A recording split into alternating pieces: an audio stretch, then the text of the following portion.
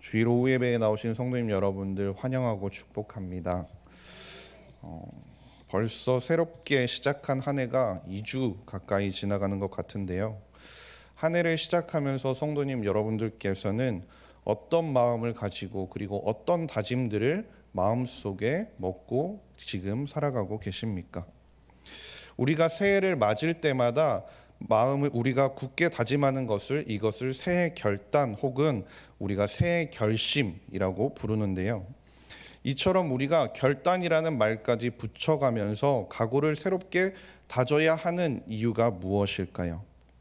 그것은 어쩌면 우리가 한 해를 바라보면서 지나간 해를 바라보고 이제 앞으로 이어질 그 해를 바라보면서 내가 변하고자 하는 것들, 내가 이루고자 하는 것들, 그리고 나의 삶에서 그것이 꼭 변했으면 하는 것들에 관해 변하고자 하는 것들을 우리가 바라보게 되는데, 그러한 것들, 그 중에서도 우리의 고집이나 우리의 습관이나 우리의 일상의 루틴과 같은 것들은 쉽게 혹은 하루아침에 변하는 것이 아니기 때문입니다.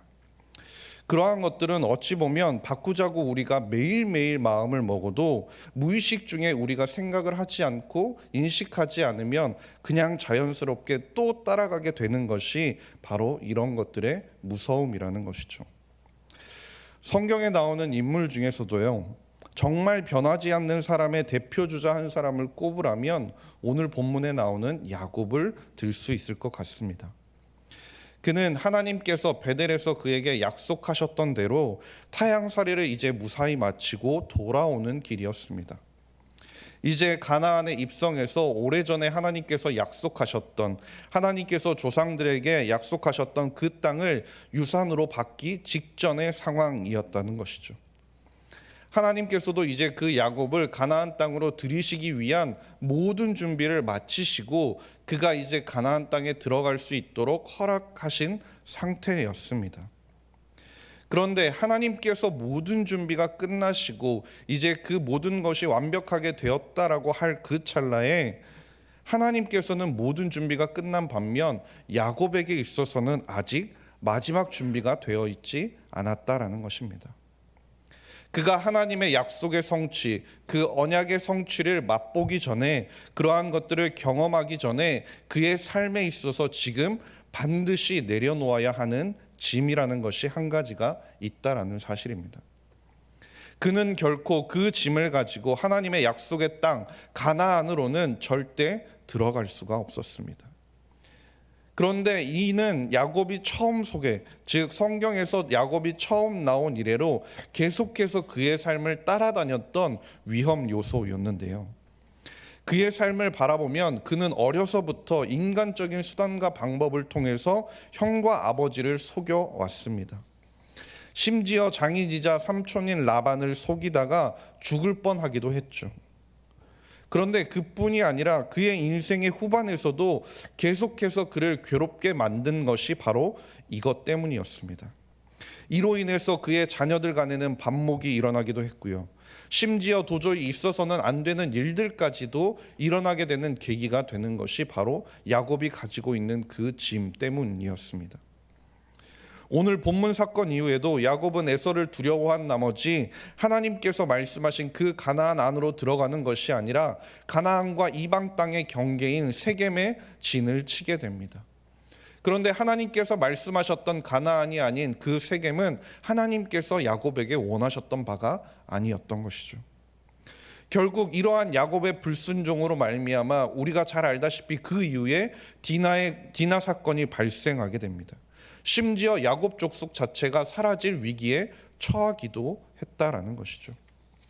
세월이 많이 흐른 이후에도 불순종과 욕심의 땅인 이 세겜을 버리지 못해서 그의 자녀들까지도 그 세겜 땅 가운데 양을 치고 돌아다녀야 했습니다. 그런데 그 세겜 땅이 뭐가 그렇게 잘못됐냐라고 생각할 수도 있겠지만, 우리가 조금 더 뒤에 사건을 돌아보자면 그가 가장 아꼈던 아들 요셉이 세겜으로 야곱의 심부름을 갔다가 결국 도단에서 죽을 위험에 빠진 후에 노예로 팔려가는 사건이 일어나게 되는 것도 바로 그 장소라는 것이죠. 야곱의 삶을 돌아보았을 때 야곱의 그 모진 삶의 그런 사건들이 일어나는 것이 어디에서부터 온 것일까요? 그리고 그것이 무엇으로부터 시작되었던 것일까요? 그것은 그의 이름에서도 알 수 있듯이 그의 고집 때문이었습니다.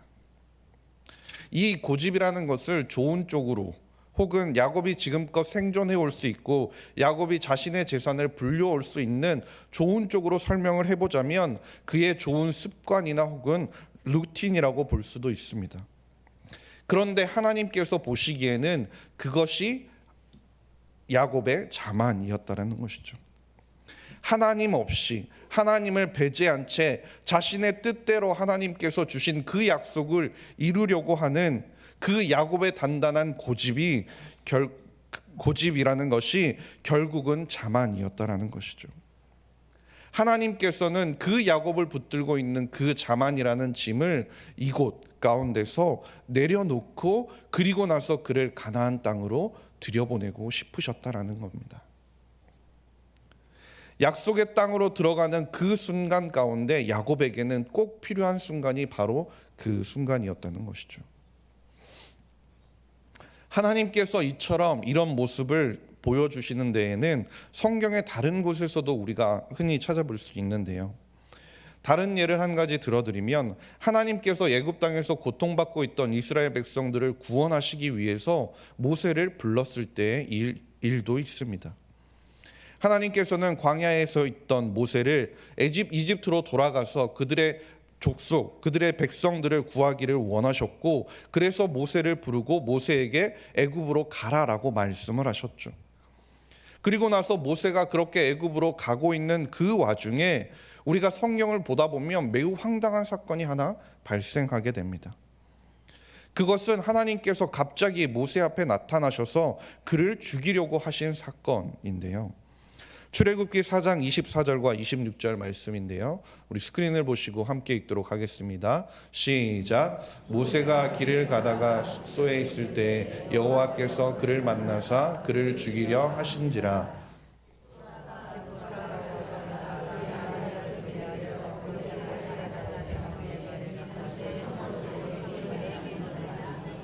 여호와께서 그를 놓아 주시니라. 그때 십보라가 피난 편이라 함은 할례 때문이었더라. 아멘. 하나님께서 이스라엘 백성들을 구원하시기 위해 그리고 이스라엘 백성들을 인도하시기 위해 모세를 택하셨습니다. 그런데 하나님께서 보시기에 그리고 그가 앞으로 할 일에 있어서 그에게 가지고 가지 말기를 바라는 한 가지 짐이 보이더라는 것이죠.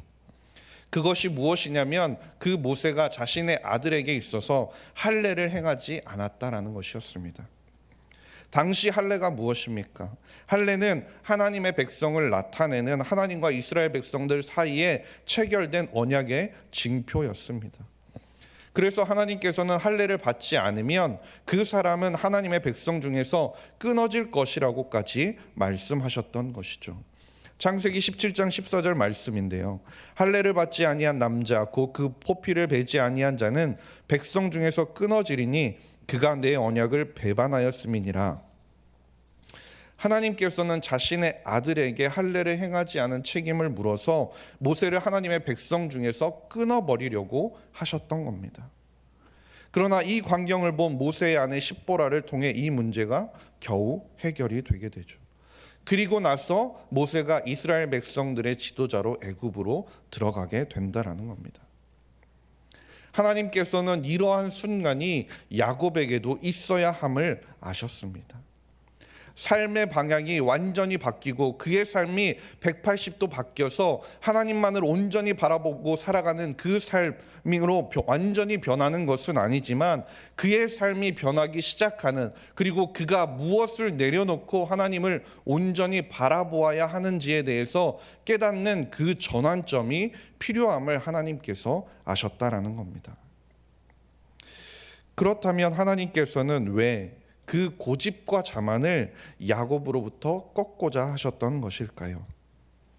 이 고집과 자만이라는 말을 우리가 너무나 잘 알고 있지만 이 말이 공통적으로 가지고 있는 뜻을 살펴보면요. 그것은 철저하게 자신을 향한 의존으로 똘똘 뭉쳐져 있다라는 것을 보게 됩니다.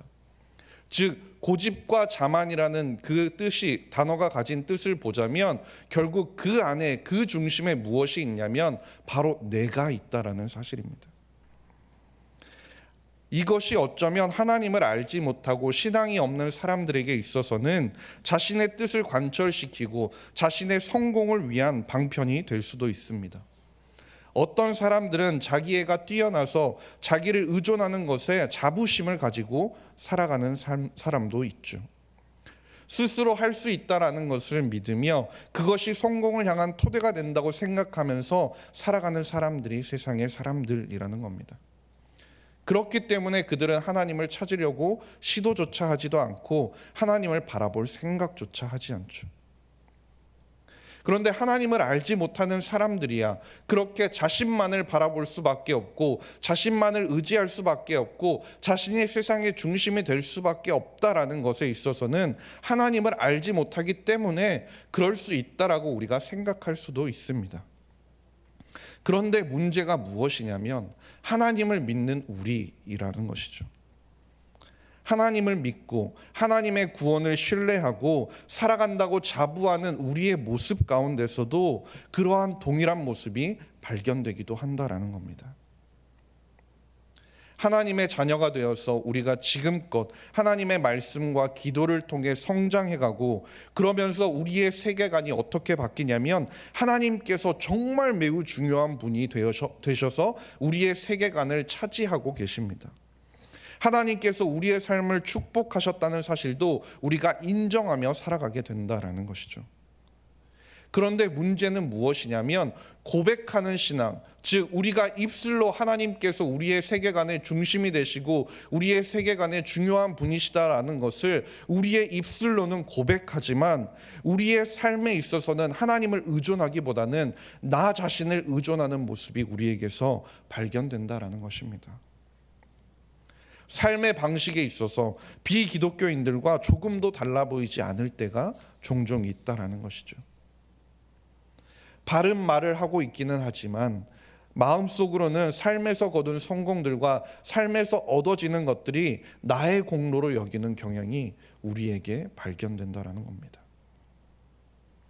그리스도와 기독교를 바라보면서 삶의 헌신을 이야기하기보다는 우리가 누려야 할 유익으로만 받아들이기도 하고 어떻게 극단적으로 이야기해서 죄송하지만 어떤 사람들은 하나님과의 관계 가운데서 죄의 용서와 영생을 얻기 위해 합법적인 관계를 얻기 위해서 하나님을 내 구주로 모시냐라는 그 질문에 그저 예라고 대답을 한다라는 겁니다. 그리고 이런 사람들의 전형적인 모습이 무엇이냐면 구원을 받았지만 그 믿음의 삶에 대한 헌신은 조금도 없는 모습이 보이게 된다라는 것이죠. 기독교인의 삶에 있어서 믿음의 특징을 전혀 찾아볼 수 없다면 그것은 기독교인의 진정한 모습이 아니라는 것이죠. 야고보서 1장 22절과 24절에서도 말씀하고 있는데요. 너희는 말씀을 행하는 자가 되고 듣기만 하여 자신을 속이는 자가 되지 말라. 누구든지 말씀을 듣고 행하지 아니하면 그는 거울로 자기의 생긴 얼굴을 보는 사람과 같아서 제 자신을 보고 가서 그 모습이 어떠했는지를 곧 잊어버리거니와 라고 말씀합니다. 결국 하나님과 함께 동행한다고 입술로는 고백하고 하나님께서 나의 삶의 중심이 되신다고 우리가 머리로는 이해하고 하나님께서 우리의 세계관의 중심이 되시고 큰 역할을 한다고 입술로는 말하면서 결국은 우리의 삶의 행동에 있어서 우리의 삶의 선택의 순간에 있어서 우리가 행하는 그 모습에 있어서 자신을 믿고 자신을 의존하며 나아가는 그 신앙생활의 모습을 우리가 보이고 있다면 결국 그것은 하나님뿐만이 아니라 우리 자신까지도 속이는 모습이 되고 만다라는 것입니다. 그런데 이런 모습이 결국 야곱의 인생도 이와 마찬가지였다라는 거죠. 그는 언제나 자신의 문제를 자신의 능력과 자신의 지혜로 해결하고자 했습니다. 그는 지금껏 끊임없이 자신만의 싸움을 하면서 지금까지 살아왔다라는 것이죠. 어찌 보면 그의 삶에 있어서 그가 행했던 일들을 돌아보면 매우 꽤 영리하고 꽤 똑똑하고 꽤 약삭 빠른 모습들을 우리가 살펴볼 수 있습니다. 그런데 그런 야곱이 지금 약복 강가에서 인생 최대의 위기를 맞이하게 된 것이죠. 그는 큰 군대를 이끌고 그를 맞이하러 오는 형 에서를 마주하고 싶지 않았습니다. 그것만 생각하면 도망치고 싶었는데 뒤로 돌아서 도망치려고 하니 삼촌 라반에게 있어서 다시 돌아갈 수도 없는 상황이었습니다. 그는 이 밤에 어찌 보면 진퇴양난에 빠져서 절망감과 절박함을 동시에 느끼고 있는 상황이었던 거죠. 그런 야곱에게 어떤 사람이 다가옵니다. 그리고 갑자기 밤새 씨름을 하는데요. 24절 말씀입니다. 야곱은 홀로 남았더니 어떤 사람이 날이 새도록 야곱과 씨름하다가 라고 말씀하는데요. 이 말씀을 살펴보면 이 말씀은 어떤 사람이 야곱에게 와서 씨름을 걸어와서 야곱이 밤새 씨름을 했다라는 뜻입니다. 즉 야곱이 어떤 사람을 만나자 그 사람을 시비를 걸어서 그 사람과 밤새 씨름을 했다라는 것이 아니라 어떤 사람이 야곱을 찾아와서 그가 먼저 야곱과 씨름하기 시작했다라는 것이죠. 이 사람이 누구인지에 대해서는 본문에서는 잘 나와 있지 않지만 호세아 12장 4절 말씀을 보면 야곱이 분명 천사와 겨루었다라고 말씀하고 있습니다. 이것이 무슨 뜻이 되냐면요. 야곱이 에서와의 사이에서 그 생긴 문제로, 즉 20년 전에 야곱과 에서 사이에 일어났던 그 일들 때문에 앞으로 마주하게 될 에서와의 사이에서 어떻게 이 문제들을 해결할지 고민하고 그것들을 해결하고 그것들을 마주하기 전에 하나님께서는 다른 것이 먼저 선행되어야 한다라는 사실을 야곱에게 깨닫게 하신 것이었습니다. 그것이 무엇이냐면 인간과의 관계, 에서와의 관계, 앞으로 일어날 형과의 관계, 그것보다 먼저 야곱과 하나님과의 관계가 바로 잡아져야 한다라는 것을 하나님께서는 그에게 보여주고자 하신 것입니다. 그리고 그 일을 위해서, 그 순간을 위해서 하나님께서 야곱에게 찾아와 주신 것이죠. 하나님께서 의도적으로 야곱을 찾아와서 야곱과 싸워 주신 것입니다. 바꿔 말하면 하나님께서 인격적으로 야곱을 만나주시고 야곱이 지금껏 삶을 살아왔던 그 방법대로, 자신이 가장 자랑하던 그 방법대로, 그 방식대로 야곱과 씨름해 주셨다라는 사실입니다.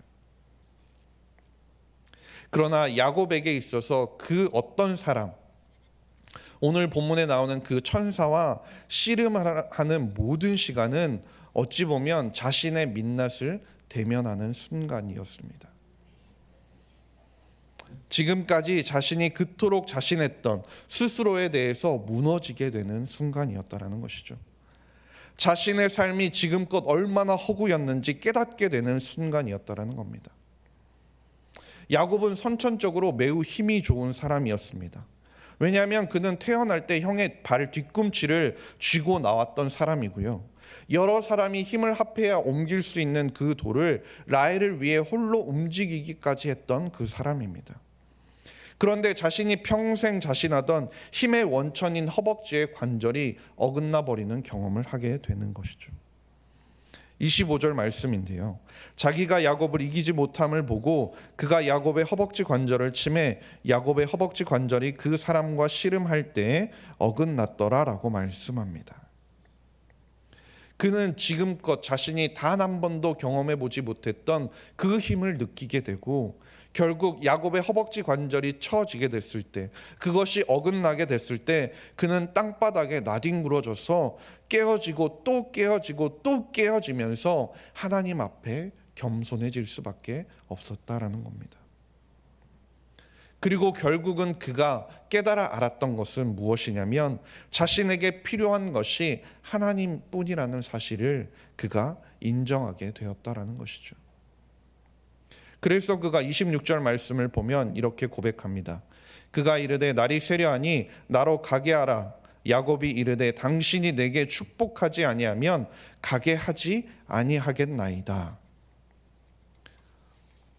이 말씀이 무슨 말이냐면 이제 야곱은 하나님만을 붙잡을 수밖에 없다라고, 하나님이 아니면 나의 삶을 책임질 사람이 없다라고 고백할 수밖에 없을 정도로 모든 것이 깨어진 상태였다라는 것입니다. 하나님께서 나의 삶을 책임져 주시지 않으면, 하나님께서 나의 삶을 붙들어 주시지 않으면, 하나님께서 나의 삶을 축복해 주시지 않으면 내가 할 수 있는 것은 아무것도 없다라고 고백할 수 있는 그 상황이 지금 야곱에게 마주하게 된 것입니다. 그리고 그때 하나님께서는 그 야곱을 향해 물으십니다. 내 이름이 무엇이냐? 이 말을 어떤 목사님께서 이렇게 바꿔서 말씀하신 것을 본 적이 있는데요. 내 이름이 무엇이냐라고 하나님께서 야곱에게 물어보신 것은, 바꿔 이야기하면 야곱아, 그 정도면 되었다. 너는 내가 생각하는 것만큼 강하지 않다. 그러니 이제 그 모든 것을 내려놓고 이제 나를 의지해라 라고 말씀하시는 하나님의 부르심이었다라는 겁니다. 그리고 이내 하나님께서는 그의 이름을 바꿔주십니다. 어떻게 바꿔주십니까? 28절 말씀에서 그가 이르되 내 이름을 다시는 야곱이라 부를 것이 아니요 이스라엘이라 부를 것이니 이는 내가 하나님과 및 사람들과 겨루어 이겼음이니라 라고 말씀합니다. 하나님께서 야곱에게 새 이름을 주셨다라는 것, 그것은 결국 그에게 하나님께서 새로운 신분을 주셨다라는 것을 의미합니다.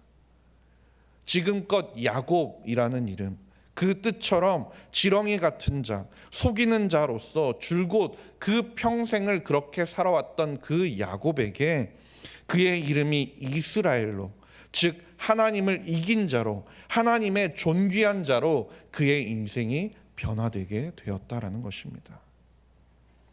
하나님께서는 야곱에게 새 이름을 주시면서 야곱을 향해서 이제까지는 내 마음대로 살았지만 이제부터는 하나님께서 인도하시는 대로 하나님의 지도와 통치를 따르며 그의 말씀에 순종하며 살아가라 라고 그 이름을 허락하신 것입니다. 히브리서 12장 11절 말씀에도 이렇게 말씀하는데요. 무릇 징계가 당시에는 즐거워 보이지 않고 슬퍼 보이나 후에 그로 말미암아 연단받은 자들은 의와 평강의 열매를 맺느니라 라고 말씀합니다. 야복강에서 일어났던 그 천사와의 씨름 사건, 그것을 우리가 언뜻 보면 야곱이 하나님과 겨루어서 이긴 승리의 사건으로 우리가 볼 수도 있습니다. 그러나 그 사건은 하나님께서 야곱과 씨름을 한 것은 결국 야곱의 그 고집과 야곱의 그 자만을 깨뜨리시기 위한 것이었습니다. 자기 자신, 야곱의 스스로 자신의 힘을 믿는 자가 아니라 하나님을 의지하는 자가 되기를 하나님께서는 원하셨다라는 것이죠. 그토록 교만한 사람이었던 옛 야곱이 지나가고 이제 하나님 앞에 겸손한 자 이스라엘을 하나님께서 들어 세우신 사건이 바로 이 야복강가에서의 사건이라는 것입니다.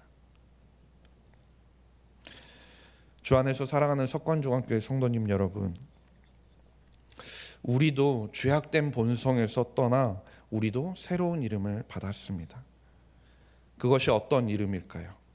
베드로전서 2장 9절 말씀인데요. 우리 함께 읽도록 하겠습니다. 시작. 그러나 너희는 택하신 족속이요 왕같은 제사장들이요 거룩한 나라요 그의 소유가 된 백성이니 이는 너희를 어두운 데서 불러내어 그의 기이한 빛에 들어가게 하신 이의 아름다운 덕을 선포하게 하려 하심이라. 아멘. 우리가 받은 새로운 이름이 무엇입니까? 택하신 족속이요 왕같은 제사장이요 거룩한 나라요 그의 소유가 된 백성이라고 하나님께서 우리에게 새로운 이름을 주셨다라는 것입니다. 이제 우리는 그 이름을 부여하신 하나님의 그 뜻에 따라 거룩하고 겸손하고 온전하게 생활해 나아가야 하는 것입니다. 믿으십니까? 그런데 그럼에도 불구하고 우리의 삶의 변화가 잘 일어나지 않는 것 같은 이유가 무엇일까요? 그것은 어쩌면 아직 우리 안에 야곱이 가지고 있었던 것처럼 나를 사랑하고 나를 의존하려는 교만과 자만을 내려놓지 못하기 때문일지도 모릅니다. 또한 그런 비슷한 것들이 내 안에 자리 잡고 하나님 앞에 나아가는 것을 방해하고 있기 때문인지도 모릅니다. 간절히 바라기는 내 안에 하나님을 온전히 의존하지 못하게 하는 것, 내 안에 하나님을 온전히 바라보지 못하게 하는 것, 내 안에 하나님 앞에 온전히 겸손하게 엎드리지 못하게 하는 것들이 무엇인지를 우리가 돌아볼 수 있기를 간절히 소망합니다. 그리하여 매일의 삶 속에서 우리가 말씀과 은혜 앞에 철저하게 깨어짐을 경험할 수 있게 되기를 간절히 소망합니다. 마태복음 19장 26절 말씀을 보면 예수께서 그들을 보시며 이르시되 사람으로는 할 수 없으나 하나님으로서는 다 하실 수 있느니라 라고 말씀하셨습니다. 우리는 할 수 없지만 하나님께서는 하실 수 있습니다. 우리는 변할 수 없지만 하나님께서는 그분의 거룩함을 닮아가도록 우리를 다듬어 가실 것입니다. 나에게 필요한 것은 오직 주님뿐입니다. 야곱이 그 모든 과정 이후에 하나님을 바라보면서 고백했던 이 고백이 우리의 매일의 삶 가운데서 우리의 입술 가운데 끊이지 않을 수 있는 저와 모든 성도님들이 될 수 있기를 주님의 이름으로 간절히 소망합니다. 교회 소식을 전해드리겠습니다.